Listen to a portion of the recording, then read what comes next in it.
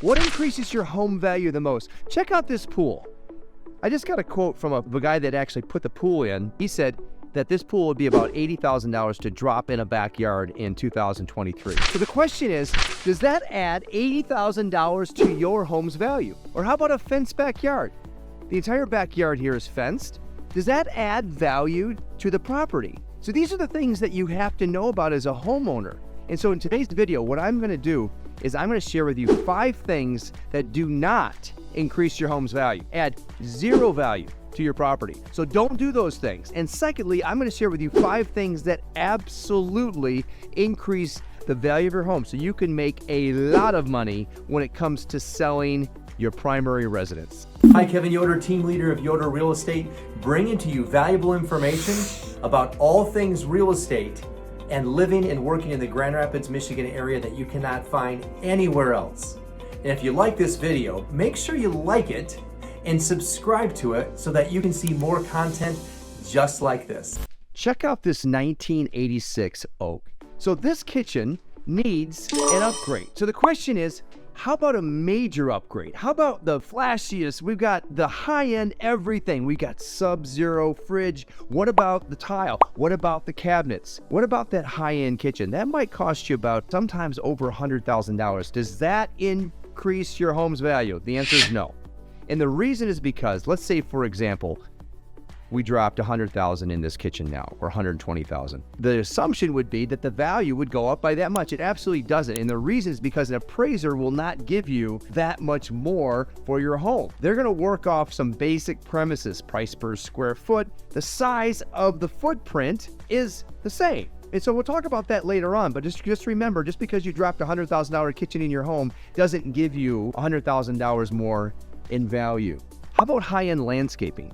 What if you spent, say, $15,000, $20,000 to landscape your home? Would that add value, that much value to your home? Absolutely not. The appraiser, you notice the trend on this video is we're talking about appraised value. So there's perceived value, and then there's actual value, appraised value, knock on wood, money in the bank value. The answer is no. An appraiser's not going to give you that much more for your super over-the-top landscaping.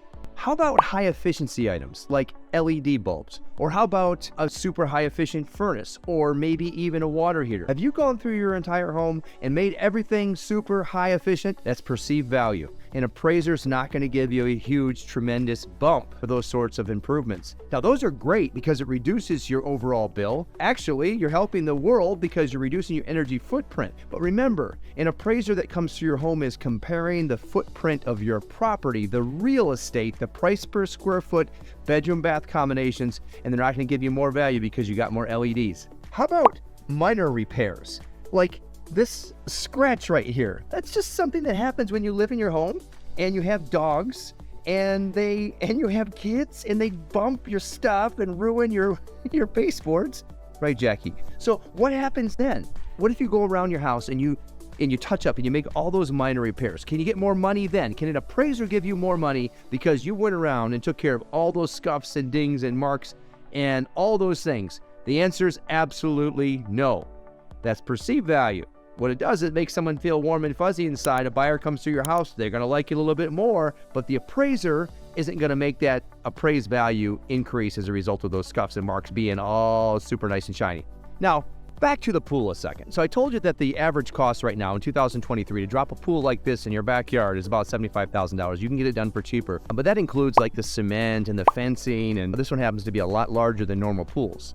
So what I was curious about, and you might be as well, is how much do you get back for that? You know that your average return on that is very low. In other words, it's about $11,000. In other words, that's how much more someone might spend on your property for dropping a pool in. It's about $11,000. Now that changes from region to region, state to state, depends on where you are in the country, but my research shows about $11,000. That's about it. So listen, this isn't all doom and gloom. In the next few minutes, I'm going to share with you the 5 improvements that will make the biggest difference when it comes to a return on investment. Let's talk about that for a second. So a return on investment is you put money in and you're expecting a certain amount back out of the property when you sell it. That's your return on investment. I will give you the top 5, and I'll also give you the percentage that it actually is going to return to you, and I'll also give you the average cost. Okay, number one on the list for the highest return on investment is a minor bathroom upgrade. So what's a minor bathroom upgrade?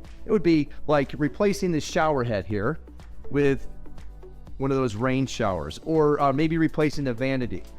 Just making it improve like that. Like, look at this vanity. The thing's a little bit old, could use a little loving, right? How about the paint job? How about the floors? These are tile floors, kind of dated, right? So flooring, lighting, this particular bathroom could use some luxury vinyl tile. It's called LVT. It says luxury in the name, but it's not all that expensive. So you got the upgrade to the shower head, paint job, new vanity, perhaps lighting, and then the flooring. That's a minor bathroom repair. How much does that cost? The average return is 102% return on investment. So you actually put the money in and you get more out. So the average cost is $10,500 for this minor repair. And by doing so, you're able to do such a repair within, let's say, 1 or 2 years of actually selling your home, and you're actually not going to end up overpaying for such an improvement. It's going to actually help it sell.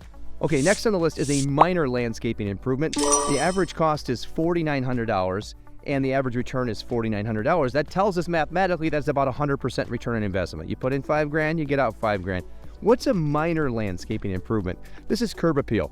This is the basic things. First impressions are lasting impressions. When someone drives up to the home, it's the first thing they see. You can also do some minor landscaping improvements in the backyard, but the money shot, the most important one, is when the buyer pulls up. I can't tell you the thousands of times where I pull up to a house to talk to a seller and it's just a hot mess.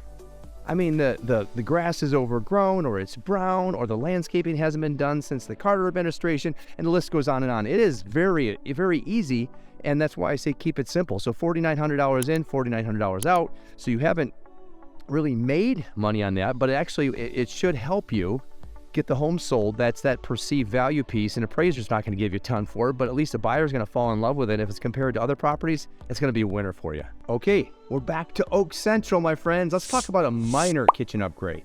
Not a major, but a minor. A minor remodel would cost about $15,000. The average return, $14,600. That's a 98.5% return on investment. So what do you do here? You don't demolish things, for sure. You don't take down walls, but we're talking about replacing appliances.